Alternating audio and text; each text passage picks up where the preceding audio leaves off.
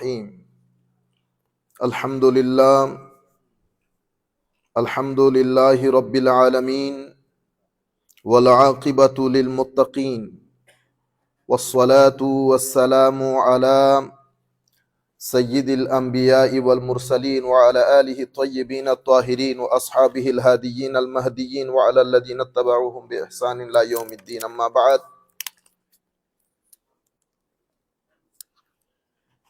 فقد قال الله سبحانه وتعالى في القرآن الكريم: بسم الله الرحمن الرحيم.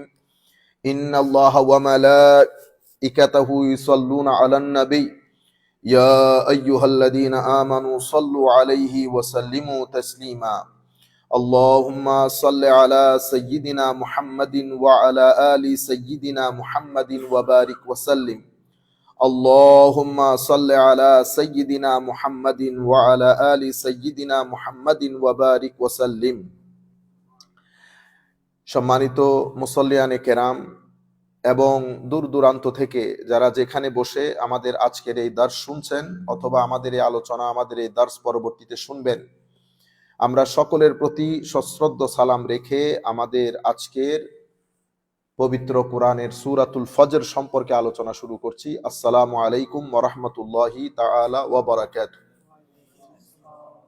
আল্লাহ পাকের মেহেরবানিতে আমরা যে সূরা পবিত্র কোরআন থেকে পড়ব সেটা সূরাতুল ফজর। সূরাতুল ফজর এটা পবিত্র কোরআনের মাক্কি সূরা। এটার মধ্যে 30টা আয়াত আছে। আবারও এই সূরার মধ্যে অন্যান্য সূরার মতো করে আল্লাহ কসম দিয়ে কথা শুরু করেছেন। 5টা কসম করেছেন। আল্লাহ রাব্বুল আলামিন ইরশাদ করছেন, বিসমিল্লাহির রহমানির রহিম, ওয়াল ফজর ওয়া লায়ালিন আশর ওয়াশ শাফঈ ওয়াল ওয়াতর ওয়াল লাইলি ইযা ইয়াসর হাল ফি যালিকা কাসামুল লিযি হিজর। এতটুকুন বলার পরে আমার আল্লাহ মূল মেসেজ দিচ্ছেন। মেসেজটা কি? আলাম তারা কাইফা ফাআলা রাব্বুকা বিআদ। এটা হচ্ছে মূল মেসেজ। টোটাল বিষয় বোঝার আগে আমি যারা যেখান থেকে বসে আমাদের আজকের এই আলোচনা শুনছেন, আমরা সকলের প্রতি অনুরোধ করব, আপনারা যেই কোনো মূল্যে আমাদের এই মেসেজটুকু আমাদের বাংলাদেশ যারা বর্তমানে পরিচালনা করছেন তাদের কর্ণকুহরে যেন এই কথা এই সূরাতুল ফজর যেন পৌঁছে যায়। আমার আল্লাহর একটা নিয়ম নীতি আছে, এটাকে আমরা বলি সুন্নতে ইলাহি। সুন্নতে ইলাহি। সুন্নাহ শব্দের একটা শাব্দিক অর্থ আছে, একটা শারঈ অর্থ আছে, পারিভাষিক যেটাকে আমরা বলি। সুন্নাহর শাব্দিক অর্থ হচ্ছে ধারা, নীতি, সংস্কৃতি, নিয়ম, উপায়। আমরা যখন বলবো সুন্নতে ইলাহি, এটা হচ্ছে এখানে সুন্নাহ শব্দটি ব্যবহার হচ্ছে শাব্দিকভাবে। সুন্নতে ইলাহি মানে কি? আল্লাহর নিয়ম নীতি। আমার আল্লাহর কিছু নিয়ম আছে, কিছু নীতি আছে। আল্লাহর নিয়ম নীতির মধ্যে একটা নীতি হচ্ছে, যখন আপনি পৃথিবীর মধ্যে অরাজকতা তৈরি করবেন, সৃষ্টি করবেন, আরবির মধ্যে সেটাকে বলে ফাসাদ। কি বলে? ফাসাদ। আমরা বলি না ঝগড়া ফ্যাসাদ করিও না, ওই ফ্যাসাদ থেকে ওখানে এটা আরবি শব্দ। আরবি থেকে আমরা বাংলাতে গিয়ে এটারে কি বানাই ফেলছি? ফ্যাসাদ। কিন্তু অরিজিনাল শব্দটা হচ্ছে ফাসাদ। লা তুফসিদু ফিল আরদ, খবরদার পৃথিবীর মধ্যে ফাসাদ সৃষ্টি করিও না। কোন কোন জায়গায় আল্লাহ এটাও বলেছেন যে ফাসাদ হত্যা যজ্ঞের চেয়েও খারাপ কাজ। কেন? ফাসাদ কি জিনিস? ফাসাদ হচ্ছে মানুষ, জনপদ, রাষ্ট্র, গ্রাম, বাড়ি, আমরা যেখানে থাকি, এমন কিছু করা যেটার মাধ্যমে মানুষের স্বাভাবিক জীবনযাত্রার মধ্যে ডিস্টার্বিং হয়, ব্যাহত হয়, অরাজকপূর্ণ পরিস্থিতি তৈরি হয়, মানুষের ভিতরে ভীতির সঞ্চার হয়। মানুষের ভিতরে ভীতির সঞ্চার হয় যখন আপনি সোসাইটির মধ্যে, দেশের মধ্যে, রাষ্ট্রের মধ্যে, আপনার বাড়ির মধ্যে, আপনার গ্রামের মধ্যে এমন কিছু করবেন যেটার মাধ্যমে সেই গ্রামে, সেই বাড়িতে, সেই দেশে যারা থাকে তাদের অন্তরে ভীতির সঞ্চার হবে, তাদের যে স্বাভাবিক জীবনযাত্রা সেটা অনেক বেশি ব্যাঘাত ঘটবে, ব্যাহত হবে।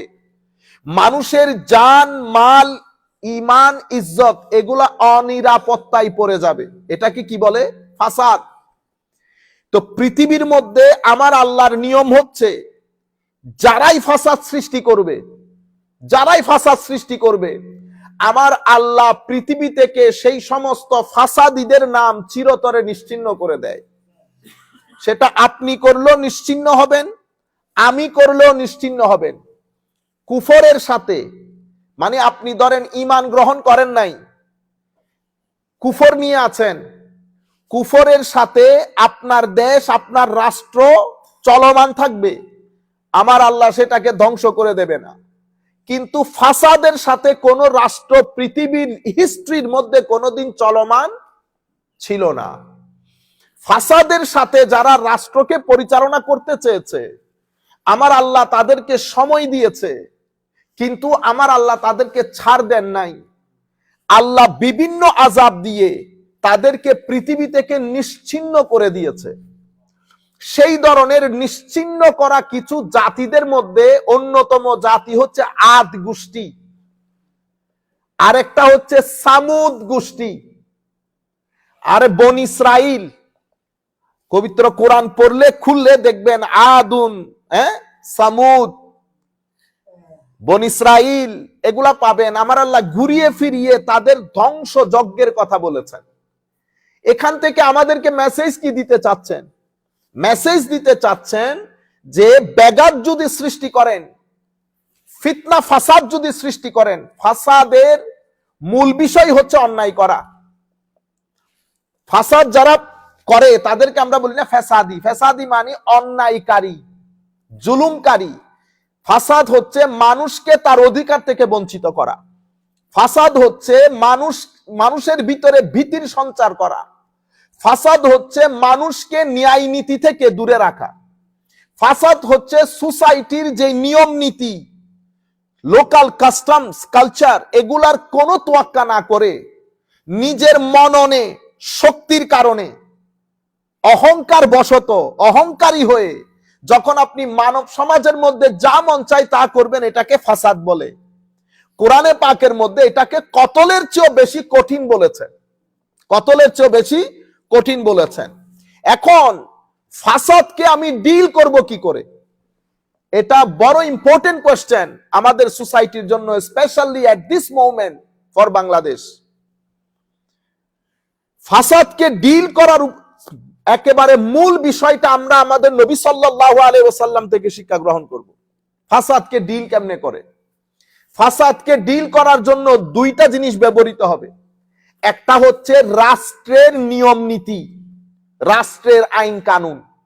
আরেকটা হচ্ছে সোসাইটির যারা ইন্টেলেকচুয়ালস আছেন, আলেম উলামা আছেন, সোসাইটির যারা এডুকেশনালিস্ট আছেন, শিক্ষিত শ্রেণী আছেন, তারা মানুষের ভিতরে জনমত তৈরি করবে, মানুষের ভিতরে জনমত তৈরি করবে, মঙ্গলের চিন্তা, ভালোর চিন্তা, পরিবর্তনের চিন্তা, ভালো মন্দ সবকিছুর ব্যাপারে উলামায়ে কেরাম জুমার মসজিদ থেকে মানুষের ভিতরে সচেতনতা বৃদ্ধি করবে।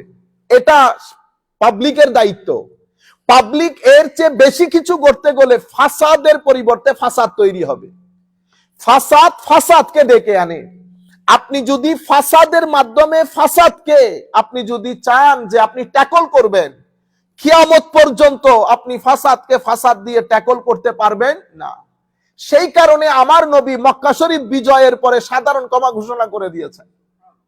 এটা আমার নবীর একটা গ্রেট এক্সাম্পল আমার নবী সেট করেছেন, just to let us know how to deal with this circumstances, with this condition. এই কন্ডিশনের সাথে আপনি ডিল যদি এভাবে না করেন, ফাসাদের উপর যদি আপনি ফাসাদকে ফাসাদ দিয়ে রদ করতে চান, তো ফাসাদকে ফাসাদ দিয়ে কখনো রদ করা যায় না। সেই কারণে আমাদের বিশেষ করে আমরা যারা ছাত্ররা আছি, আমরা যারা ইয়াংস্টার্স আছি, আমার আল্লাহ জানতেন ফেরাউন একটা জালেমের নাম, সেটা আমি যেমন জানি কুল কায়নাত জানে। পৃথিবী জানে একটা জালেমের নাম। কেমন জালেম? এত বেশি ফিতনাবাজ এবং ফ্যাসাদি ছিল সেই সোসাইটির মধ্যে পুরা রাজনীতিকে কন্ট্রোল করার জন্য ইউযাব্বিহুনা আবনাআহুম ওয়া ইস্তাহইয়ুনা নিসাআহুম, সে কি করত? তাদের যে ইয়াংস্টার্স আছে, ইউথ আছে, তাদেরকে জবাই করত। ওয়া ইস্তাহইয়ুনা নিসাআহুম, মহিলাদেরকে জীবিত রাখত। কেন জবাইটা? কেন? মনে রাখবেন, হত্যা দুই ধরনের হয়, একটা শুট করে হত্যা করে ফেলা, আর একটা হচ্ছে জবাই করা। জবাই করার মধ্যে আপনি রাষ্ট্রের সাধারণ মানুষের ভিতরে ভীতির সঞ্চার করতে চাচ্ছেন। আপনি যখন ভীতির সঞ্চার করতে চাইবেন তো আপনি জবাইয়ের মধ্যে আসেন। আপনারা বুঝতে পেরেছেন? এই কাজটা করতে সাধারণ মানুষের মধ্যে ভীতি সঞ্চার করার জন্য, জুলুম করতে করতে করতে। কারণ যিনি ফাসাদ করেন ওনার সবচেয়ে বড় অসুখ হচ্ছে অহংকার। কি জিনিস? উনি মনে করেন উনি অনেক কিছু করে ফেলতে পারবেন। বুঝতে পেরেছেন? তো ফেরাউন, আল্লাহ রাব্বুল আলামিন তাকে সুযোগ দান করেছেন, ফাআকিদু কাইদা, সুযোগ দিয়েছেন, আমহিলহুম রুয়াইদা, মোহলত দিয়েছেন, সুযোগ দিয়েছেন। সুযোগ পেতে পেতে অ্যারোগেন্সের বিল্ডিং বানাতে বানাতে এটা একেবারে মাল্টিপ্লাজা বিল্ডিং হয়ে গেছে। এক পর্যায়ে সে বলতেছে, মুসাকে ডাকো তো একটু, আমরা মুসার খুদাকে একটু দেখি, মুসার খুদা থাকে কোথায়। ইন্না লিল্লাহ। হ্যাঁ, তখন সে দাবি করছে, আনা রব্বুকুমুল আলা। কিসের খুদা বলো তুমি? আমার চেয়ে বড় খোদাকে তুমি বলতেছো না তোমার খোদা মারে, তোমার খোদা রাখে। মানুষ একটাকে এনে বলতেছে এর মেরে ফেলো, সাথে সাথে জবাই করে দিয়েছে। বলো তো দেখি এখন কে মেরেছে? ফাসাদের সবচেয়ে বড় রোগ অহংকার। সেই কারণে আমার আল্লাহ বলতেছেন, বান্দা যাই করিস অহংকার করার চেষ্টা করিস না। অহংকার করা মানে আমার চাদর নিয়ে টানাটানি করা। আমি কিন্তু অহংকারীদেরকে ছাড় দেই না। মানে সুয়ের ওই ছিদ্রের ভিতরে হাতি ঢুকে যাবে এটা তুমি বিশ্বাস করতে পারবা, অহংকারী বেহেশতে যাবে এটা তুমি বিশ্বাস করতে পারবা? অহংকারীর জন্য কোনো কিছুই নাই। আমি আপনাদেরকে যেটা বুঝাতে চাচ্ছি, ফেরাউন মানে আপনি উঠতে উঠতে উঠতে উঠতে অহংকারের টপ লেভেলে উঠে গেছেন, শেষ পর্যন্ত দাবিও করেছেন আনা রব্বুকুমুল আ'লা। এই ব্যক্তিকেও যখন আমার আল্লাহ হযরতে মুসা আলাইহিস সালামকে পাঠিয়েছেন, আপনি দেখেন ফাসাদকে ডিল করে কেমনে। কি বলেছে আমার আল্লাহ? ইযহাবা ইলা ফিরাউন, মুসা আলাইহিস সালাম এবং হযরত হারুন আলাইহিস সালাম দুইজনকে পাঠিয়েছেন, ফেরাউনের কাছে যাও। ফাকুলা লাহু কাওলাল লাইয়্যিনা, যখন তাকে আমার পক্ষ থেকে দাওয়াত দিবা তো তুমি যেন সফটলি, পোলাইটলি, মোটিভেশন দেওয়ার জন্য স্পিরিচুয়ালি কথাটা তার কাছে রাখো, যেন তার ভিতরে আমার ভীতি সঞ্চারিত হয়। দেখছেন আপনি ফাসাদকে ডিল করতে কিভাবে বলেছেন। এবং আমার নবী সাল্লাল্লাহু আলাইহি ওয়াসাল্লামকে আল্লাহ একই কথা বলেছেন, হাবিব ফাফু আনহুম ওয়াস্তাগফির লাহুম ওয়াশাবিরহুম ফিল আমর। আপনাকে, এটা তো আপনার উপর আল্লাহর রহমত, আপনি ভিতরগতভাবে অনেক পোলাইট। তাদের এই ছোটখাটো জিনিসগুলো আপনি ইগনোর করেন, ক্ষমা করে দেন। রাষ্ট্রীয় বিষয় আশয় নিয়ে সাহাবায়ে কেরামের সাথে পরামর্শ করেন। আপনারা বুঝতে পেরেছেন? আমি আপনাদেরকে যেটা বুঝাতে চাচ্ছি সেটা হচ্ছে, একদিকে আইনকে অনেক শক্ত করে দিয়েছে, আইনকে অনেক শক্ত করে দিয়েছে। কেমন? আমার নবীর কাছে যখন ইহুদির এক মহিলা চুরির কারণে যখন কেস কোর্টে উঠেছে, তার বিরুদ্ধে ফয়সালা হয়েছে, ইসলামের যে ফয়সালা, তখন সাহাবায়ে কেরামের মধ্য থেকে নতুন নতুন বিষয়, হ্যাঁ, রাজনৈতিকভাবে আমরা যদি এখানে কিছু ক্ষমা প্রদর্শন করতে পারি, হয়তো ইসলামিক সিভিলাইজেশনের জন্য এটা খুব ভালো হবে। কিছু সাহাবায়ে কেরামের পরামর্শ ছিল, ইয়া রাসূলুল্লাহ মাফ করে দেওয়া যায় কিনা। আমার নবী বলতেছেন, বেটা মাফ করে দেওয়ার ব্যাপার বলতেছে, আমার মেয়ে ফাতেমা করলো হাত কেটে দিতাম। তো আমাদের মধ্যে কিছু ভাই আছে না, আমাদের মধ্যে ইনারা কথাগুলো এমন ভাবে তুলে ধরেন সাধারণ শ্রেণীর কাছে। আপনি যদি ইউথের সামনে বলেন আমার নবী বলেছেন, এই তুমি আমার কাছে কিভাবে আসলাম, আমার মেয়ে ফাতেমা যদি চুরি করে আমি তার হাত কেটে দিতাম, আমার মেয়ে ফাতেমা চুরি করলো হাত কেটে দিতাম। আরে ফাতেমা সাইয়্যিদা নিসায়ে আহলিল জান্নাহ, ফাতেমা রাদিয়াল্লাহু তাআলা আনহার আমার নবী জান্নাতের সর্দার হিসেবে ঘোষণা করেছেন। আমার নবী জানতেন না? এটা কথাটা কেন বলেছেন? আপনি ফাতেমাকে কোথায় নিয়ে যাইতে চাইতেছেন? আজীব এক সূরতে হালের মধ্যে ইউথকে আপনি মেসেজ কমিউনিকেট করতেছেন, লাখ মানুষ আপনাকে শুনতেছে, I have to be very careful with this personality. Abu Bakr সিদ্দিকের শানে কথা বলার সময়, ফারুক আজমের শানে কথা বলার সময়, সাহাবায়ে কেরাম হোক, আহলে বাইত হোক, কথা বলার সময় আমাদেরকে সাবধানতা অবলম্বন করতে হবে। আমার নবী এই কথা কেন বলেছেন? বলেছেন, বেটা তোমরা ভুল বুঝতেছো কেন? ওর নামও ফাতেমা, তো আমার মেয়ের নামও তো ফাতেমা। আমার মেয়ে চুরি করলে আমি একই কাজ করতাম। তার মানে কি? তার মানে কি? আমার মানে ফাতেমা রাদিয়াল্লাহু তাআলা আনহুকে নিচে নিয়ে গেছে। ও বা ফাতেমা রাদিয়াল্লাহু তাআলা আনহু তো ফাতেমা। বুঝতে পেরেছেন? আপনি আমরা কি করি, মেসেজটা এমন ভাবে দেই তরুণ প্রজন্মকে বুঝিয়ে দেবেন এটা আমার নবী কেন বলেছেন। ফাতেমা রাদিয়াল্লাহু তাআলা আনহা কে? ফাতেমার ব্যাপারে আমার নবী সাল্লাল্লাহু আলাইহি ওয়াসাল্লামের ঘোষণা কি? ফাতেমা সাইয়্যিদা শাবাবে আহলিল সাইয়্যিদাতু নিসাই আহলিল জান্নাহ বলেন না আমার নবী? তো এটা মানুষকে শানটা তুলে ধরবেন, ফজিলতটা তুলে ধরবেন, যাতে এই সমস্ত পার্সোনালিটির ব্যাপারে আমাদের তরুণ প্রজন্মের কাছে রং মেসেজ না যায়। as far as this message is concerned, এটা আমার নবী কেন বলেছেন? বোঝানোর জন্য যে আইনের ক্ষেত্রে, আইনের প্রয়োগের ক্ষেত্রে আমার এই স্টেটের মধ্যে কোনো ধরনের কম্প্রোমাইজ নাই। এখানে বড় ছোট, সাদা কালো, কে সব একই, সব একই। এটা ইসলামিক কানুন, সেটা আজ পর্যন্ত পৃথিবীর কেউ বাস্তবায়ন করতে পারেননি। তাহলে আপনি কোন সোসাইটির মধ্যে, আমাদের কোরআনে পাকের আরেক আয়াতের মধ্যে আমার আল্লাহ কি বলেছেন? আমার আল্লাহ বলেছেন, আপনি যদি আইনের শাসনটা প্রয়োগ না করেন, আইনকে এস্টাবলিশ না করেন, নিজের মতো করে ইন্টারপ্রেট করেন, আমার আল্লাহ বলছেন ওয়াইজা আরাদনা আন নুহলিকা কারিয়াতান আমারনা মুতরাফিহা ফাফাসাকু ফিহা, আমি যখন কোন দেশকে ধ্বংস করতে চাই, আমি যখন কোন দেশকে ধ্বংস করতে চাই, আল্লাহ আপনি দেশকে কেন ধ্বংস করতে চান? সব ফাসাদি। এখানে আইনের কোনো বিচার নাই, এখানে সাধারণ শ্রেণীর উপর জুলুম করা হয়, অত্যাচার করা হয়, এবং বড় যারা আছে তারা যেহেতু ফেভার পান, তারাও এখানে চুপ থাকেন। এদেরকে আমার নবী হাদিসে পাকের মধ্যে বলেছে বোবা শয়তান। কি বলেছে? বোবা শয়তান। যারা সত্যকে সত্য বলে না, যারা সাদাকে সাদা বলতে পারে না।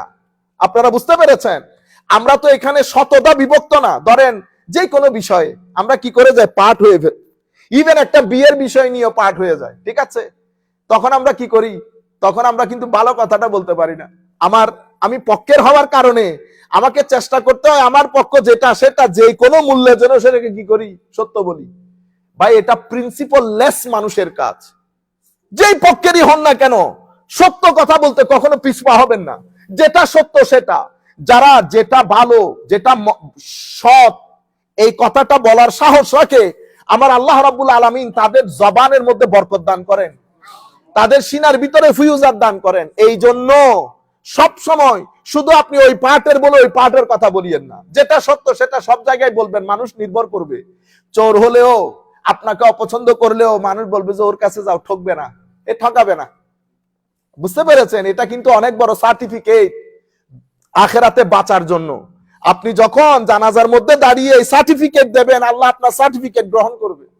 যে মানুষ যেরকম হোক, আমার অপছন্দ হোক, আমি যখন বলবো না যে আমাদের যে কোনো ভাই, আমাদের হাফেজ সাজ্জাদ আছেন এখানে, সাজ্জাদ ভাই, ধরেন ওনার সাথে আমার সম্পর্ক ভালো না, কিন্তু আমি বলতেছি সাজ্জাদ ভাইয়ের সাথে যান, তো উনি আমাকে বলতেছে সাজ্জাদ ভাইকে তো আপনি পছন্দ করেন। আল্লাহ পছন্দ অপছন্দ এক বিষয়, কিন্তু আপনি গেলে আপনার সাথে কি করবে না, আপনাকে ঠকাবে না। এটা অনেক বড় চরিত্রের একটা অনেক বড় দিক। আমি চাই আমরা সবাই এই ধরনের হই। শুধু পক্ষাবলম্বন করার কারণে, শুধু একটা নির্দিষ্ট আইডিওলজিকে সাপোর্ট করার কারণে, যে কোনো মূল্যে আপনি সাদাকে সাদা বলতে না পারলে, কালোকে কালো বলতে না পারলে, কিসের আইডিওলজি? আপনারা বুঝতে পেরেছেন? আল্লাহ রাব্বুল আলামিন আমাদেরকে বরকত দান করুক। তো আমার আল্লাহ বলছেন, আমি যখন ইচ্ছা করি এই দেশকে ধ্বংস করে দেব। আল্লাহ ইচ্ছা কখন করেন? যখন জুলুম হয়, যখন মজলুমের আওয়াজ শোনার কোনো মানুষ থাকে না, তখন আমার আল্লাহ সিদ্ধান্ত নিয়ে ফেলেন এই দেশকে বরবাদ করব। তা আমার আল্লাহ কি করেন? উপর থেকে নেমে আসবেন না, আমার নাম মুতরাফিহা, সেই রাষ্ট্রের যারা সামাজিকভাবে, রাজনৈতিকভাবে, অর্থনৈতিকভাবে এবং এলাকার দিক থেকে যারা শক্তিশালী গ্রুপ, আল্লাহ তাদের ভিতরে ওয়াসওয়াসা দেন। তারা যা মন চায় ফিতনার বাজার, করাপশনের বাজার গরম করেন। দেখতে দেখতে একটা জনপদ ভাঙতে ভাঙতে ভাঙতে একেবারে নিশ্চিহ্ন হয়ে যান। ইরাককে দেখেন নাই? আপনি মিডল ইস্টে যান, ভূখণ্ড আপনাকে সাক্ষী দেবে। কেন? আমাদের অনেক দরদ লাগতেছে, কিন্তু আমরা যদি পিছনের হিস্ট্রিতে যাই, আল্লাহর নবীর আনিত বিধান, যেই ভূখণ্ডগুলোর জন্য আমার নবী দোয়া করেছেন, সেই ভূখণ্ডের মধ্যে আমরা ইসলামের জন্য বিন্দু পরিমাণ মহব্বত আমাদের ছিল। অশ্লীলতার বাজার গরম। বাংলাদেশ মিশর, বাংলাদেশ সিরিয়া, বাংলাদেশ প্যালেস্টাইন, বাংলাদেশ এই সমস্ত আরব দেশ, আমাদের মা বোনেরা যখন ঘুমটা দিয়ে এই রিকশার চতুর্পাশে কাপড় পেঁচিয়ে সফর করতেছে, তখন এই সমস্ত দেশের অশ্লীলতা ভাষায় প্রকাশ করার মতো না। কোথায় গেছেন আপনি? আজকে কোথায় আপনি? এই সূরা ফজর যখন পড়বেন, আপনি যখন পুরো বিষয়টা মিলিয়ে দেখবেন, আপনি দেখবেন আমার কোরআন সেদিনও সত্য বলেছে, আজকেও সত্য বলছে। আপনি এখান থেকে বের হতে পারবেন না, এখান থেকে বের হতে পারবেন না। এরপরে আমার আল্লাহ যেমন ফেরাউনের কথা, বনি ইসরাইলের কথা, পৃথিবীর সুপার পাওয়ার, ফাদ্দালনাকুম আলাল আলামিন, আমি পৃথিবীতে তাদেরকে সবচেয়ে শ্রেষ্ঠ করেছি। আদ এবং সামুদ যাদের কথা এখানে বলা হচ্ছে, এরামা জাতিল ইমাদ, আদ গোত্রের একটা, ধরেন একটা স্টেট, একটা কবিলা, পৃথিবীর শক্তির দিক থেকে, রাজনৈতিক দিক থেকে, টাকা পয়সার দিক থেকে, বুদ্ধি পরামর্শের দিক থেকে, জ্ঞান গরিমার দিক থেকে তাদের মতো জাতি পৃথিবীতে ছিল না। বুঝতে পেরেছেন? কাউকে গণতও না, কাউকে গণতও না। ঠিক বনি ইসরাইলও সেরকম, না গণতে না গণতে এবার কি হয়েছে? এবার জুলুমের বাজার গরম, সাধারণ মানুষের কথা শোনার কেউ নাই। এরপরে উত্থানের একটা ইতিহাস, পতনের একটা ইতিহাস। উত্থান হয়েছে। উত্থান কেন হয়? এই সোসাইটির মধ্যে আপনি যদি উত্থান, আপনার যদি উত্থান এনশিওর করতে চান, কেমনে এনশিওর করবেন, কেমনে উত্থান হবে?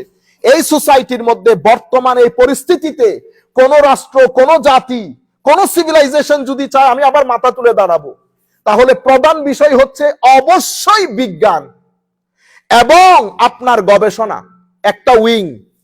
এরপরে আপনার চরিত্র, দুইটা উইং। আপনার মুখের কথা যা বলবো, দুনিয়া উল্টে গেল আমার মুখের কথা উল্টাবে না, এই বিষয়গুলা। এরপরে ঐক্য, জাতি ঐক্য।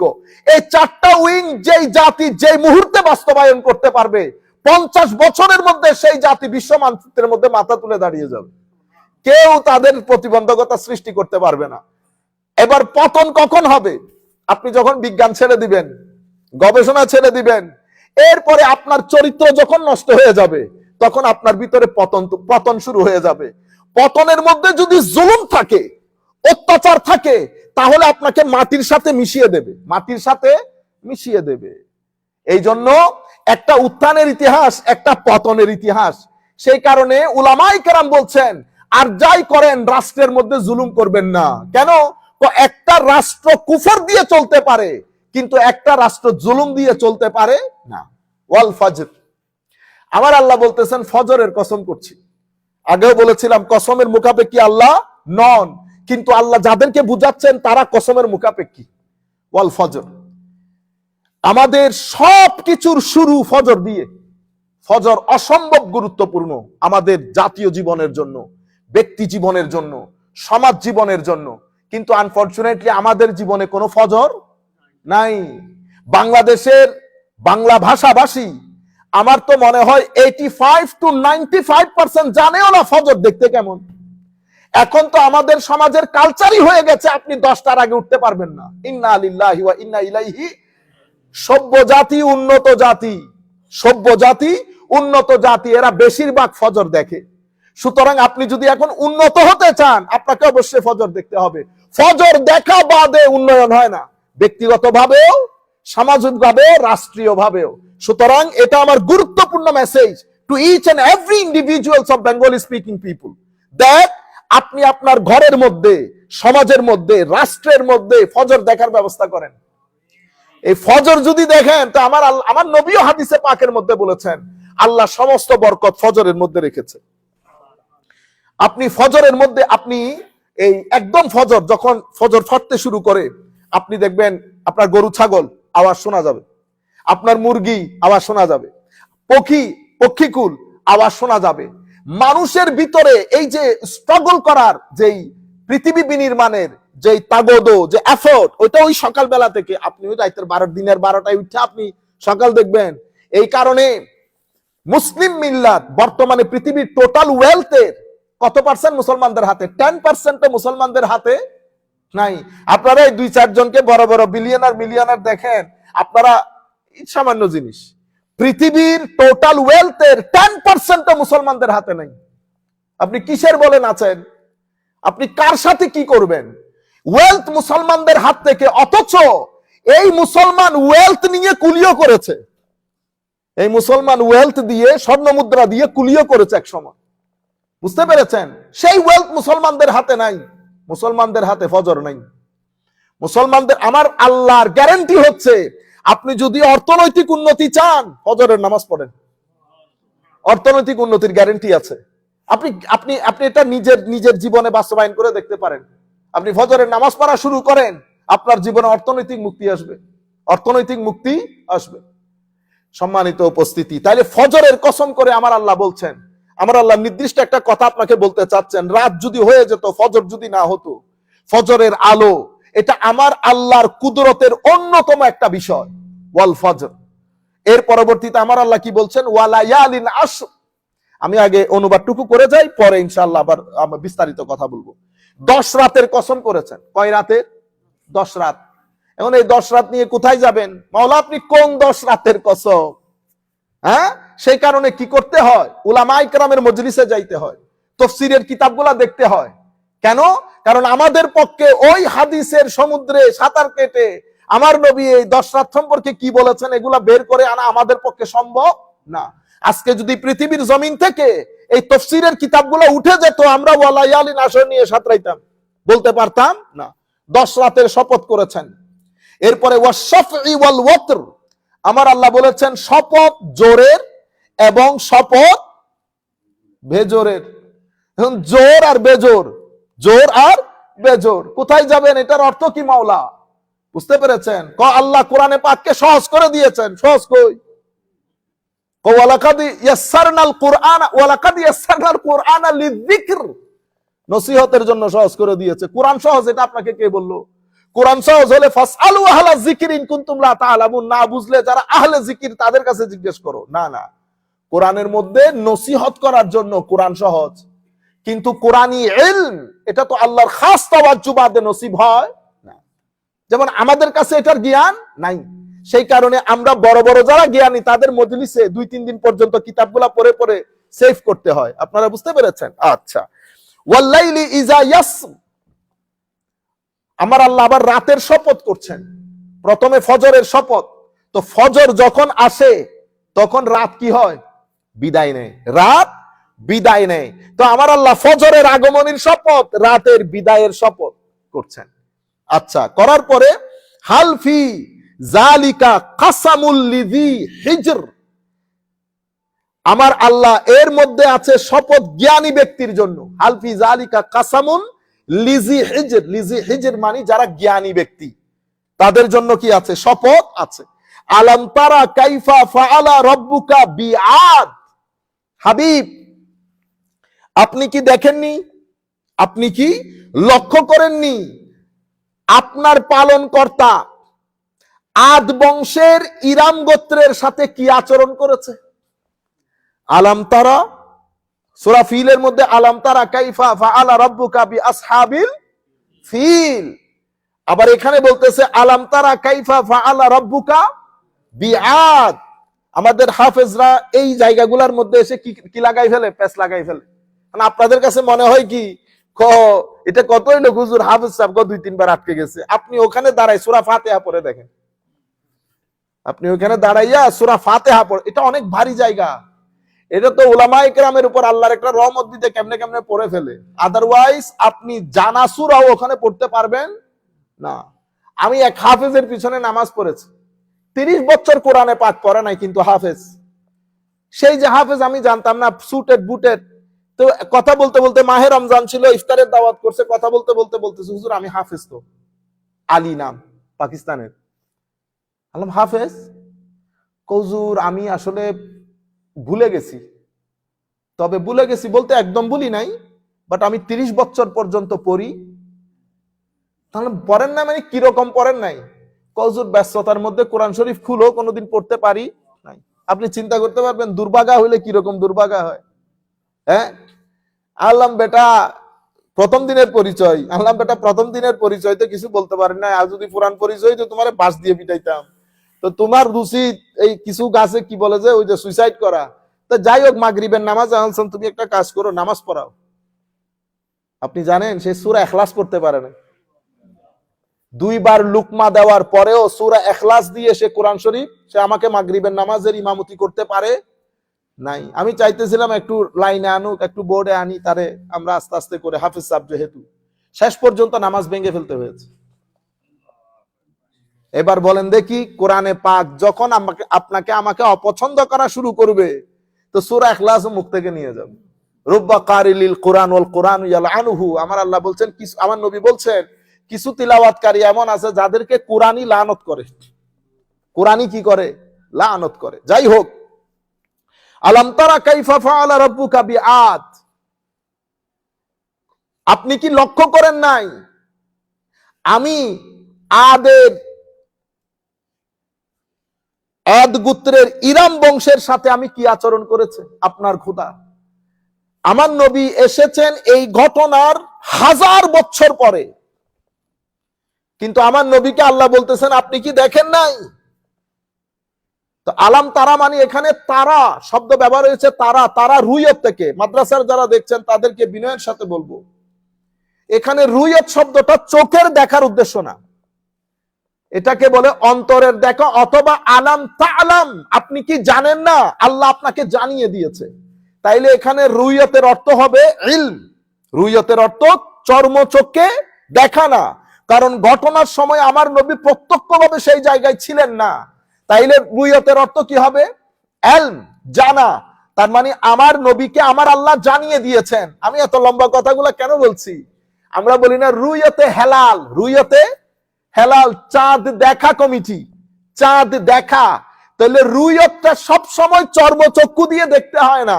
যদি ম্যাথমেটিক্যাল ক্যালকুলেশন দিয়ে আপনার জ্ঞান হয়ে যায় যে চাঁদ উঠেছে, তো এটাও রুইয়ত হয়, এটা রুইয়ত হয়, যেভাবে সূরা আলাম তারার মধ্যে রুইয়ত হয়েছে। তাইলে আমি আবার আপনাদের দৃষ্টি আকর্ষণ করছি, রুইয়ত মানে, আমরা কিছুদিন পরে রমজান শুরু হবে, আমরা খুব ইনসিস্ট করি রুইয়ত মানে চর্মচক্ষে দেখা না। রুইয়তের অর্থ একটা আছে ইলম।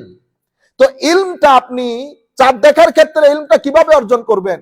চাঁদ দেখার ক্ষেত্রে ইলমটা অর্জন করবেন ম্যাথমেটিক্যাল ক্যালকুলেশন দিয়ে। কারা করবে? এটা আমি করব না, এটা মুফতি সাহেবের কাজ না, এটা ওই বিষয়ের যিনি এক্সপার্ট ওনাকে সামনে বসিয়ে জিজ্ঞেস করতে হবে, ভাই ম্যাথমেটিক্যাল ক্যালকুলেশন দিয়ে একটু বলেন তো চাঁদের বার্থটা কখন হবে। উনি ম্যাথমেটিক্যাল ক্যালকুলেশন দিয়ে আপনাকে বলতে পারবেন আগামী 50 বছর পরে চাঁদের বার্থ কখন হবে, এখন উনি ম্যাথমেটিক্যাল ক্যালকুলেশন দিয়ে বলে দিতে পারবে without any dot mistake, just like 2 + 2 = 4। এত বেশি কসমোলজিক্যাল ডেভেলপমেন্ট হয়েছে। তো আপনি শুধু উলামায়ে কেরাম নিয়ে সিদ্ধান্ত নেবেন কত মাসের কত ঘন্টার চাঁদকে আপনি ভিজিবল বলবেন, 18 ঘন্টা, 17 ঘন্টা, 16 ঘন্টা, এগুলা দেখার বিষয় না, এগুলা ম্যাথমেটিক্যাল ক্যালকুলেশনের বিষয়। তো রুইয়তে হেলাল যেটা, সেটা সব সময় রুইয়ত মানে চর্মচোখে দেখা না, এটা রুইয়ত মানে হচ্ছে কি জ্ঞানের মাধ্যমে জানা। যেভাবে আলাম তারা, আপনি কি প্রত্যক্ষ করেননি, আমরাও জানি আমার নবী তো তখন ঘটনায় উপস্থিত ছিলেন না। তো অর্থ কি হবে? উলামায়ে কেরাম বলতেছেন আলাম তাআলাম, আপনি কি জানেন না। তাইলে রুইয়তের একটা অর্থ হচ্ছে জানা বা না জানা। সেই ক্ষেত্রে রুইয়তে হেলাল মানিও জানা বা না জানা। কিসের মাধ্যমে জানবো? ম্যাথমেটিক্যাল ক্যালকুলেশনের মধ্যে জানবো। আচ্ছা, আলাম তারা কাইফা ফাআলা রাব্বুকা বিআদ ইরামা যাতিল ইমাদ, ইরামা যাতিল ইমাদ, তাদের দৈহিক গঠন স্তম্ভ ও খুঁটির ন্যায় দীর্ঘ ছিল। যাদের কথা বলা হচ্ছে দৈহিক গঠনের দিক থেকে অনেক লম্বা লম্বা, 16-17 গজ, এবং পিলারের মতো শক্তিশালী ছিল। আমার আল্লাহ বলেছেন এইরকম জাতিকে জমিন থেকে নিশ্চিহ্ন করে দিয়েছি আমি। কিসের কারণে? ফাসাদের কারণে। তুমি কোন পুকুরের মাছ? কাদেরকে বলতেছে? মক্কা শরীফের লোকদেরকে। তোমরা যে এত নাচানাচি করতেছো, হাবিব তাদেরকে বলে দেন, তারা তো চিনে, আদ গোত্রকেও চিনে, সামুদ গোত্রকেও চিনে, তাদের শক্তি, তাদের ঐশ্বর্য, তাদের সামগ্রিকভাবে তাদের যে গ্রেটনেস, সেটা সম্পর্কে তারা পরিপূর্ণরূপে ওয়াকিফাল। হাবিব তাদেরকে বলেন ইরামা যাতিল ইমাদ, আদ গোষ্ঠী হযরতে আমার নবী সালেহ আসার আগ পর্যন্ত আদ গোষ্ঠীর মধ্যে তারা দৈহিকভাবে, সামাজিকভাবে, রাজনৈতিকভাবে, অর্থনৈতিকভাবে সব দিক থেকে অনেক কঠিন ছিল, অনেক এগিয়ে ছিল, পৃথিবীতে নামকরা জাতি ছিল। কিন্তু ফাসাদের কারণে আমি পৃথিবী থেকে নিশ্চিহ্ন করে দিয়েছি তাদেরকে। ইরামা যাতিল ইমাদ। এরপরে আমার আল্লাহ একই, আমি যে কথাগুলো বলছি আপনাকে, আমার আল্লাহ বলছেন আল্লাতী লাম ইউখলাক মিসলুহা ফিল বিলাদ, যাদের মতো করে আমি কোন জাতিকে সৃষ্টি করি নাই। এমন জাতি, হে মক্কাবাসী, এমন জাতীয় পৃথিবী থেকে আমি নিশ্চিহ্ন করে দিয়েছি নবীদের সাথে বেয়াদবি করার কারণে, নবীদের কথা না শোনার কারণে। সুতরাং তোমরাও যদি একই কাজ করো, সুন্নতে ইলাহি হচ্ছে তোমাদেরকেও কি করে দেব, নিশ্চিহ্ন করে দেব। তবে নিশ্চিহ্ন দুই ধরনের হবে। সামুদ, আদ, এদেরকে আমি পৃথিবীতে আযাব দিয়ে ধ্বংস করে দিয়েছি, তোমাদেরটা সেরকম হবে না। যেহেতু আমার নবী আছে, এখন আমি আর পৃথিবীকে সেই আন্দাজে নষ্ট করব না, ধ্বংস করব না। এখন ধ্বংসযোগ্য আরেক রকমের হবে। তা আমার আল্লাহ সময় দিয়েছেন 13 বছর মক্কা শরীফে সময় পেয়েছে। এরপরে আমার নবী সাল্লাল্লাহু আলাইহি ওয়াসাল্লাম মদিনা শরীফ আসলেন। সেই সময় আমার আল্লাহর ঘোষণা ছিল মুসলমানদের জন্য, তোমরা ধৈর্যশীল হবে। ওয়াজাহিদহুম বিহি জিহাদান কাবীরা, ধৈর্যের মাধ্যমে, সহনশীলতার মাধ্যমে তোমরা তোমাদের চেষ্টা প্রচেষ্টা, তোমাদের জিহাদ চালিয়ে যাও। কিসের মাধ্যমে? ধৈর্যের মাধ্যমে। কাজে আমরা যারা আছি, আমরা যারা রাষ্ট্র গঠনে কাজ করছি, আমরা যেন ধৈর্যের দামনটা হাত থেকে না ছাড়ি। আমরা যদি ধ্বংসযজ্ঞের প্রতিবাদ ধ্বংসযজ্ঞ দিয়ে করি, ফাসাদের প্রতিবাদ যদি ফাসাদ দিয়ে করি, তো এই জাতি, এই রাষ্ট্র তো ফাসাদ থেকে আর মুক্তি পাবে না। সেই কারণে আসেন আমরা আমার নবীর আদর্শের দিকে চলে আসি। কারণ এটা ছাড়া আপনি রাষ্ট্র বিনির্মাণ, সমাজ বিনির্মাণ, পরিবার বিনির্মাণ আপনি করতে পারবেন না। আমার নবীকে বলা হয়েছে ওয়াজাহিদহুম বিহি জিহাদান কাবীরা, ধৈর্যের মাধ্যমে আপনি সর্বোচ্চ জিহাদ করেন। যথেষ্ট সময় পেয়ে গেছে। এরপরে আমার নবীকে বলছেন, হাবিব বেশি যুদ্ধ করতে চাচ্ছে তো বদরের দিকে আহ্বান করেন তাদেরকে, এখানে চলে আসুন। তো কি হবে? আমার আল্লাহ বলতেছেন আগে আসতে দেন, আমি তাদেরকে দেখাবো কিয়ামত কয় প্রকার ও কি। এটা হচ্ছে কিয়ামতের ট্রেলার তৈরি করেছেন আমার আল্লাহ বদরের মধ্যে। তাদের অহংকারের কোনো সীমা নাই। মানে আজকে পারে না কি করে দেবে, আজকে একেবারে বিনাশ করে দেবে। বদরের যুদ্ধে আসলো 1000 সৈন্য সামন্ত নিয়ে, সুপার পাওয়ার ওই এলাকার জন্য আসছে। এই গরিব মিসকিন 300, সামান্য 300 থেকে কিছু বেশি, কে বলে 313 জন সাহাবা ইকরাম নিয়ে আমার নবী গেছে। আমার নবীর কাছে যোদ্ধা আছে হযরত আলী রাদিয়াল্লাহু তাআলা আনহু, আমার নবীর যোদ্ধা ফারুক আযম রাদিয়াল্লাহু তাআলা আনহু, হযরত হামজা রাদিয়াল্লাহু তাআলা আনহু, খালিদ বিন ওয়ালিদ তো অনেক পরে অ্যাড হয়েছে। বদরের যুদ্ধে আসছে, তারা স্বপ্নেও কল্পনা করে নাই এই কিয়ামত। কেন? আমার আল্লাহ ফেরেশতা নাজিল করেছেন, ফেরেশতাদের মাধ্যমে এরকম মার। তারা মক্কা শরীফ ফেরত গিয়ে তারা যখন তাদের পার্লামেন্টে বসছে, তারা কোনোভাবে ইন্টারপ্রেট করতে পারতেছে না যুদ্ধে তারা হারলো কেন।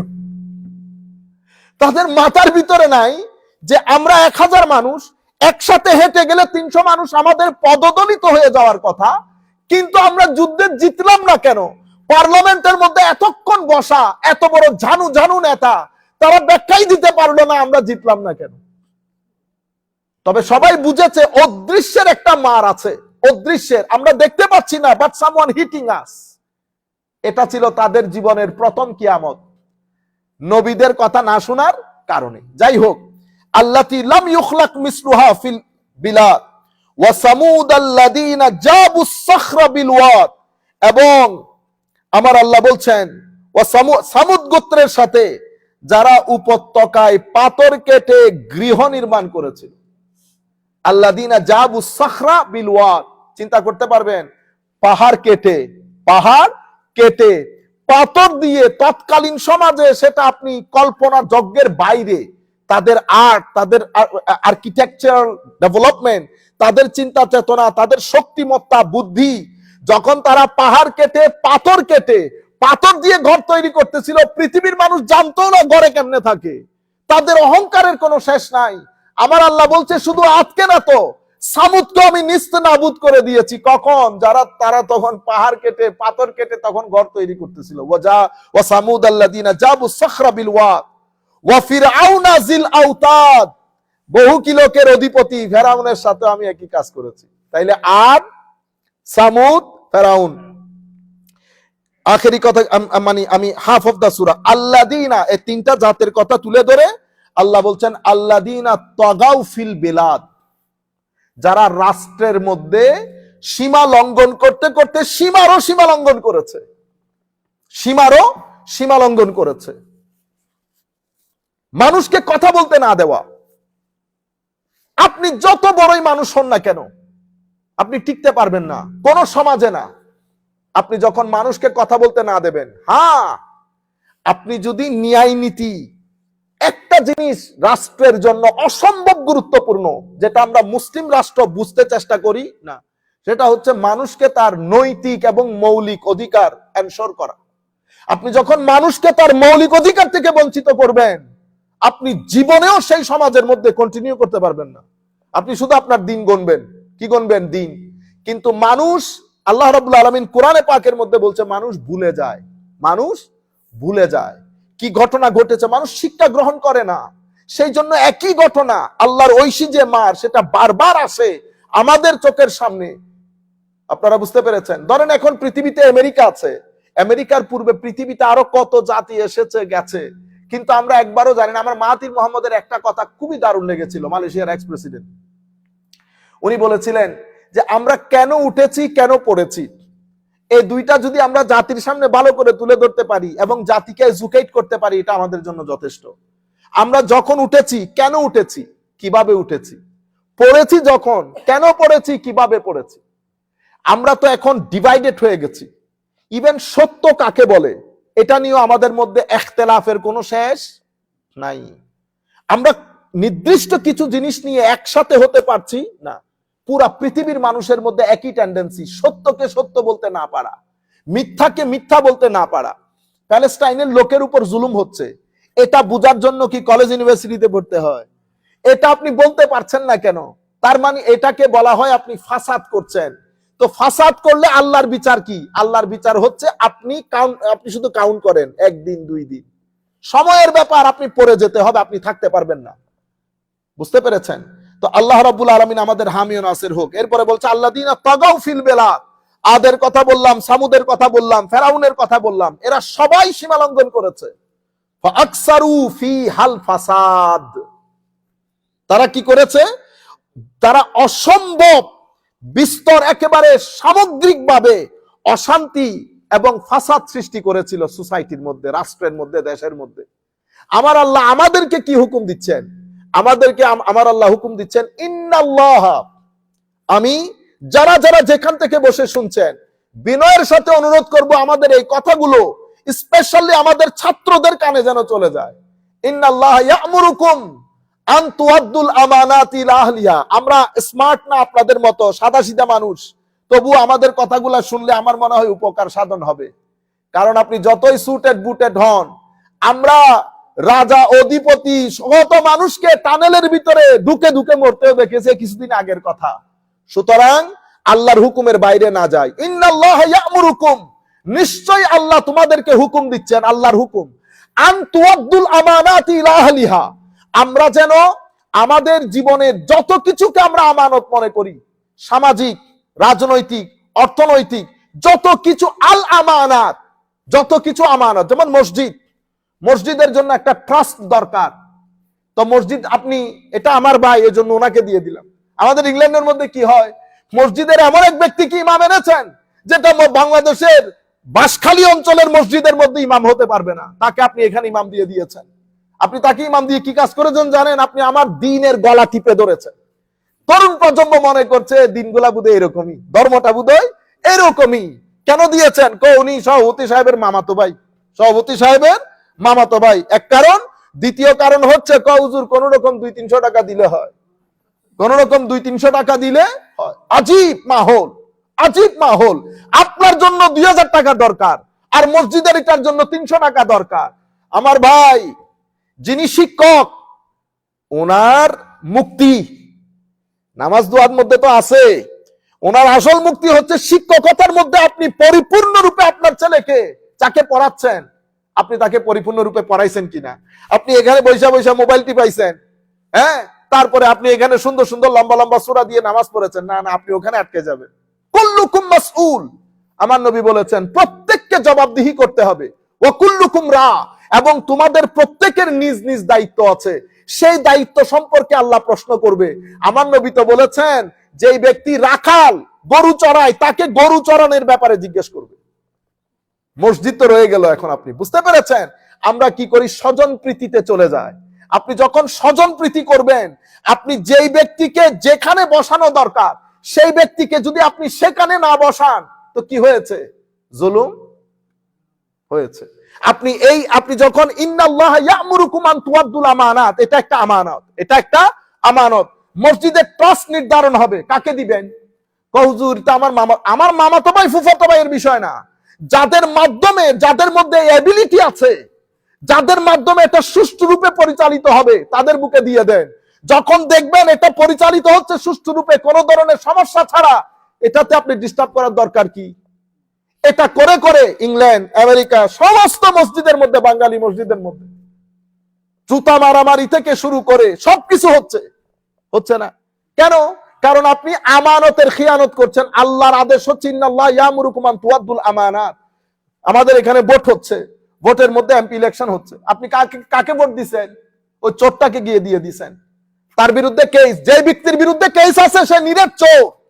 আমি আপনাদের আমার এই আওয়াজ যেখানে যেখানে পৌঁছাইতেছে, আপনি যখন আপনার অপিনিয়ন দেবেন কারো হাতে, আমার আল্লাহর নির্দেশ হচ্ছে অবশ্যই আল আমানাত ইলা আহলিহা, এই আমানতের যেই ব্যক্তি হকদার, চারিত্রিকভাবে জ্ঞানের দিক থেকে যেই ব্যক্তি হকদার, আমরা যেন এই আমানত তাকে দেই। আমি শিল্পী, ও ক্রিকেটার, ওই হাবি জাবি এগুলা দিয়ে যদি আমি পার্লামেন্ট ভরে দেই, যারা আমার রাষ্ট্রের জন্য আইন তৈরি করবে, তাইলে আপনি আহালকে দেন নাই। আহাল হচ্ছে যেই ব্যক্তি চারিত্রিকভাবে, জ্ঞানগতভাবে আমার জন্য আইন কানুন করতে সমর্থ, আপনি তাকে দেবেন। এটা হচ্ছে ইন্নাল্লাহা ইয়ামুরুকুম আন তুআদ্দুল আমানাতি ইলা আহলিহা। এটা আমার পার্ট, এটা সাধারণ জনগণের দায়িত্ব। এবার আমি যাকে আমানত দিব তার দায়িত্ব কি? তার দায়িত্ব হচ্ছে একই আয়াতের মধ্যে আমার আলোচনা, ওয়াইজা হাকামতুম বাইনান নাস আন তাহকুমু বিল আদল। সেই যখন আপনার কর্তৃক আমানত পেয়ে সেই যখন বিচার কার্য পরিচালনা করবে, সে যখন রাষ্ট্রের মধ্যে আইন তৈরি করবে, সেটা যেন আদালতের উপরে করে। কিসের উপরে? আদালতের উপরে। তাহলে আমার দায়িত্ব হচ্ছে যিনি যোগ্য তার কাছে আমানত দেওয়া, তার দায়িত্ব হচ্ছে আদালত অনুযায়ী রাষ্ট্র পরিচালনা করা। ইন্নাল্লাহা নি'ম্মা ইয়াইযুকুম বিহ। আমার আল্লাহ বলছেন, আল্লাহ কত সুন্দর ওয়াজ করেন, নিজে বলতেছেন কত সুন্দর ওয়াজ করেন। এটা হচ্ছে আমার আল্লাহর পক্ষ থেকে আমাদের জন্য এই কি বলে সাজেশন, অ্যাডভাইস, আল্লাহ রাব্বুল আলামিনের অর্ডার। আমরা সামান্যভাবে কয়েকটা 2 লাইনের তাফসীর করে এর পরবর্তীতে আমরা আগামী সপ্তাহে ইনশাআল্লাহ এই ব্যাপারে আলোচনা করব। তো আমরা যেটা বলেছিলাম, এই সূরার মধ্যে, এটা মক্কি সূরা, 30টা আয়াত আছে, কয়েকটা আয়াত আমরা পড়ব। ওয়াল ফজর, ফজর সম্পর্কে আপনাদেরকে জানানো হয়েছে। ওয়ালায়ালিন আশর, 10 রাতের শপথ। এখন 10 রাত বলতে কোন 10 রাত? সুবহানাল্লাহ। মুফাসসিরিনে কেরাম থেকে আমার এই কথাগুলো মাদ্রাসার ছাত্রদেরকে বলছি বিনয়ের সাথে, ইবনে কাসির, বাগাবী এবং তাফসিরে কুরতাবী, আমরা এখানে ইমাম রাজিকে অ্যাড করছি না। তাফসিরটা আমরা এখানে সাধারণ মজলিসে কথাগুলো বলি, তো আমরা ইমাম রাজিকেও যদি এটা এখানে অ্যাড করি, কথাগুলো অনেক ভারী হয়ে যাবে। সেই জন্য ওনাদের দিক বিবেচনা করে আমরা চেষ্টা করি যে to keep it as simple as possible so that everybody can understand. ওয়ালায়ালিন আশর, এটা হজের প্রথম 10 দিন, হজের প্রথম 10 দিন। আল মুরাদু বিহা আশরা জিলহিজ্জা, জিলহজের প্রথম 10 দিনকে আল্লাহ বলেছেন যে আমি ফজরের শপথ এবং জিলহজ মাসের প্রথম 10 দিনের শপথ। এটা কে বলেছে? হযরতে আব্দুল্লাহ ইবনে আব্বাস, হযরতে আব্দুল্লাহ ইবনে জুবাইর, মুজাহিদ এবং ওয়াগাইরু ওয়াহিদ মিনাস সালাফ ওয়াল খালফ। ওয়াকাদ সাবাতা ফি সহিহিল বুখারী আন ইবনে আব্বাস মারফুআন মা মিন আইয়ামিন আল আমল আস-সালিহ আহাব ইলা আল্লাহ ফিহিন্না মিন হাযিহিল আইয়াম ইয়ানি আশর জিলহিজ্জা। قالوا ولا الجهاد في سبيل الله قال ولا الجهاد في سبيل الله। আমার নবী সাল্লাল্লাহু আলাইহি ওয়াসাল্লামের সাহাবী, তাবেঈ, সলফে সালেহিন, মুতাকাদ্দিমিন, মুতাখিরিন, পূর্ব যুগ, পরের যুগ, সবার এক অভিমত, একেবারে মেজরিটি উলামায়ে কেরামের অভিমত হচ্ছে, সলফে সালেহিন উম্মতের অভিমত হচ্ছে, এখানে 10 দিনের যে ওয়ালায়ালিন আশর 10 রাতের যে শপথ করা হয়েছে, সেটা জিলহজ মাসের প্রথম 10 রাত। জিলহজ মাসের প্রথম 10 রাত। এবং এই ব্যাপারে হযরতে আব্দুল্লাহ ইবনে আব্বাস রাদিয়াল্লাহু তাআলা আনহু থেকে সহিহ বুখারী শরীফের মধ্যে একটা হাদিসের riwayat আছে। আমার নবী সাল্লাল্লাহু আলাইহি ওয়াসাল্লাম ইরশাদ করেছেন, মা মিন আইয়ামিন, কোনদিন এমন নাই যেই দিনের মধ্যে আমলে সালেহ সৎ কাজ ওই 10 রাতের চেয়ে বেশি ফজিলতপূর্ণ। মানে আপনি আমল যখন করবেন ওই 10 রাতের আমল অসম্ভব ফজিলতপূর্ণ অন্যান্য রাতের চেয়ে। ইভেন আমার নবী সাল্লাল্লাহু আলাইহি ওয়াসাল্লাম ইরশাদ করেছেন, এক সাহাবী জিজ্ঞেস করেছেন, ইয়া রাসূলুল্লাহ, জিহাদ ফি সাবিলিল্লাহর চেয়ে উত্তম কোন? ওই 10 রাতের ইবাদত ইনকম্পারেবল, এত বেশি ফজিলতপূর্ণ। এখানে আরো অনেক মতামত এসছে, আমি ওই মতামতগুলোর মধ্যে যাব না। আমি শুধুমাত্র ওয়ালায়ালিন আশর ওয়াশফি ওয়াল বতর এতটুকুন করে আমরা ওয়াল্লাইলি যাইয়াসের এত 2 মিনিটের মধ্যে শেষ করে দেব। ওয়াশফি ওয়াল বতর, এখন যেভাবে বলেছি, শাফউন মানে হচ্ছে জোর, ভিতরুন মানে হচ্ছে কি বেজোর। ভিতরের নামাজকে আপনারা কি বলেন? সালাতুল, আমরা বলি না, কেউ বলে বাংলাতে বেতরের নামাজ। কিসের নামাজ? বেতর। আবার কেউ বলি বিতির, কিন্তু শব্দ হচ্ছে উইত্র। শব্দ কি? এখন ভিতর বললে আপনার ইমামতি চলে যাবে। অথবা মসজিদের সভাপতি সাহেব বললে নতুন কথা শোনাইতে আসছেন, এটা ভিতির। কালকে আমাদের ইকবাল ভাই নিয়ে আসছে একটা সবে বরাত। ইকবাল ভাই কি ছিল জানেন? ওটা নিসফে মিন শাবান। তো নিসফে মিন শাবান মানে শাবানের অর্ধেক। শাবানের কি? অর্ধেক। তো উনি বুঝাইতে চাইছেন লাইলাতুন নিসফে মিন শাবান। এটা যদি বলেন তাহলে শাবান মাসের মধ্যরাত লাইলাতুন বললে, আর যদি লাইলাতুন বাদ দিয়ে বলেন তো কি হবে? শাবানের অর্ধেক। বুঝতে পেরেছেন? উল্টা পাল্টা হয়ে যাবে। তো বলতে চাচ্ছিলাম, তো শাফউন মানে জোর, উইত্র। তো আমরা বিতিরের নামাজকে উইত্র বলি। কেন বলি? কারণ এটা ভেজর নামাজ। এটা কি? ভেজর নামাজ। তো উলামায়ে কেরাম বলছেন ওয়াখতালাফা ফি যালিকা, উলামায়ে কেরাম এখানে শাফউন বলতে আল্লাহ কি বুঝিয়েছেন এটা নিয়ে ইখতিলাফ করেছেন। কেউ কেউ বলেছেন শাফউন মানি জোর জোর নামাজ, উইত্রুন মানি বেজোর নামাজ। কেউ বলেছেন এটা। وقال جابر بن عبد الله قال النبي صلى الله عليه وسلم والفجر وليال عشر, ঠিক আছে, قال هو الصبح وعشر النهار والوتر يوم عرفه। শাফউন বলতে ওই প্রথম 10 দিন, আর ভিতরুন বলতে ইয়মে আরাফাকে বোঝানো হয়েছে। ইয়মে আরাফা কোন দিন হয়? 9 তারিখ না? তো বেজোর নাত। তো উনি বলতেছেন যে এখানে রমজানের জিলহজের প্রথম 10 রাত, ওইটাকে আল্লাহ কি বলেছেন? ওয়ালায়ালিন আশর, ওয়ালায়ালিন আশর। ওইটাই শাফউন, জোড়া, যেহেতু 10 রাত। তো বেজোর কোনটা? বেজোর বলতে আল্লাহ ইয়মে আরাফাকে বুঝিয়েছেন। কারণ ইয়মে আরাফা, ওয়াল বিত্রু ইয়মু আরাফা, ওয়াশামু ইয়মুন আচ্ছা, ওয়াশাফু হচ্ছে ইয়মুন নাহার। বলা হচ্ছে ওয়ালায়ালিন আশর প্রথম 10 রাত, আর শাফউন বলতে আমার আল্লাহ 10ই জিলহজ কুরবানির রাতকে বুঝিয়েছে, আর উইত্রুন বলতে 9 জিলহজ আরাফাকে বুঝিয়েছে। বুঝতে পেরেছেন? আচ্ছা, ইয়মুন নাহার। ওয়া হুয়া কওলু ইবনে আব্বাস ওয়া ইকরিমা ওয়া ইখতারাহু আন-নুহাস ওয়া ক্বালা হাদিসু আবি যুবাইর আন জাবির হুয়া আল্লাযী সাহানি নবী সাল্লাল্লাহু আলাইহি ওয়াসাল্লাম। অসংখ্য উলামায়ে কেরাম, সালফে সালেহিন, পরবর্তী যুগের উলামায়ে কেরাম বলেছেন এই আমার আল্লাহ এটাই বুঝাতে চেয়েছেন। লায়ালিন আশর দিয়ে প্রথম 10 রাত, শাফউন দিয়ে আমার আল্লাহ 10ই জিলহজ, এবং বিতরুন দিয়ে আমার আল্লাহ 9 জিলহজকে বুঝিয়েছেন। আবার অসংখ্য উলামায়ে কেরামের মধ্যে এই মত আছে, ওয়াশফি ওয়াল বিতর বলতে আমার আল্লাহ বুঝাতে চেয়েছেন আবু সালেহ ওয়া কাদা ক্বালু আশ-শাফউ আল খালকু। শাফউন মানে হচ্ছে আল্লাহর সৃষ্টি, বিতরুন হচ্ছে আল্লাহ। সৃষ্টি এটা কেমনে? আপনি সৃষ্টির যেদিকে দেখবেন সবকিছু কি জোড়ায় জোড়ায়। আমার আল্লাহ কি বলেছেন? ওয়ামিন কুল্লি শাইইন খালাকনা যাওজাইন, আমি প্রত্যেক কিছুকে জোড়ায় জোড়ায় সৃষ্টি করেছি। যেমন আল কুফরু ওয়াল ঈমান, কুফর ঈমান জোড়া জোড়া, ওয়াস শাকাওয়াতু ওয়াস সাআদা, সৌভাগ্য দুর্ভাগ্য জোড়া জোড়া, ওয়াল হুদা ওয়াদ দালাল, সুপথ এবং পথভ্রষ্টতা, ওয়ান নূরু ওয়াজ যুলমা, আলো এবং অন্ধকার, ওয়াল লাইলু ওয়ান নাহার, রাত এবং দিন, ওয়াল হাররু ওয়াল বারদু, গরম এবং ঠান্ডা, ওয়াস শামসু ওয়াল কামারু, চন্দ্র এবং সূর্য, ওয়াস সাইফু ওয়াস শীতা, শীতকাল এবং গরমকাল, ওয়াস সামাউ ওয়াল আরদ, আসমান এবং জমিন, ওয়াল জিন্নু ওয়াল ইনস, জিন এবং ইনসান। সেই জন্য উনি বলছেন আশ-শাফউ মানে হচ্ছে আল খালক, অর্থাৎ আমার আল্লাহ পুরা সৃষ্টির শপথ করছেন। কেন? পুরা সৃষ্টিকে আল্লাহ জোড়ায় জোড়ায় সৃষ্টি করেছেন। ওয়াল ভিতরু হুয়া আল্লাহু সুবহানাহু ওয়া তাআলা, আর ভেজর হচ্ছেন আমার আল্লাহ। আমার আল্লাহ সৃষ্টির শপথও করেছেন, এই সৃষ্টি যিনি বানিয়েছেন তার শপথও করেছেন। যেমন আমার আল্লাহ বলেছেন কুল হুয়াল্লাহু আহাদ আল্লাহুস সামাদ। আল্লাহুস সামাদ মানে আল্লাহ লা ইয়াসমিদু, আমার আল্লাহ কোনো কিছুর মুখাপেক্ষী না, তিনি এক এবং একক। তাইলে ওয়াল ফজর ওয়া লায়ালিন আশর ওয়াশ শাফঈ ওয়াল ওয়াতর, এই হচ্ছে এইগুলার ব্যাখ্যা। জিনিসগুলো অনেক কঠিন, কিছু সূরা আছে টেকনিক্যালি অনেক অনেক ডিফিকাল্ট। আমি মানে ওই সমুদ্রের মধ্য থেকে, আপনি না বলছেন পুকুরে অনেক মাছ, বহুত কষ্ট করে রুই মাছ একটা দইরা আপনাদেরকে দিছি। দোয়া করবেন আল্লাহ রাব্বুল আলামিন যেন আমাদের হক ইজি করে দেন, এবং আমি বিশ্বাস করি এটা লাখো মানুষকে উপকার দেবে এবং উপকৃত হবেন, বিশেষ করে আমাদের উলামায়ে কেরাম। আমি এই পুরা সূরার মধ্যে আমি চেষ্টা করব এই সূরার মধ্যে আমার আল্লাহ আমাদেরকে কি বলেছেন বর্তমান সমস্যার সমাধানে। আল্লাহর দরবারে দোয়া করি আল্লাহ যেন আমাদের জবান দিয়ে যা বের করেন হক বের করেন। আল্লাহ যেন আমাদের জবান দিয়ে বাতুলতা মিথ্যা এই জিনিসগুলাতে বের না করেন, আমাদেরকে আমাদের মুসল্লিয়ানে কেরামকে এগুলা থেকে দূরে রাখেন।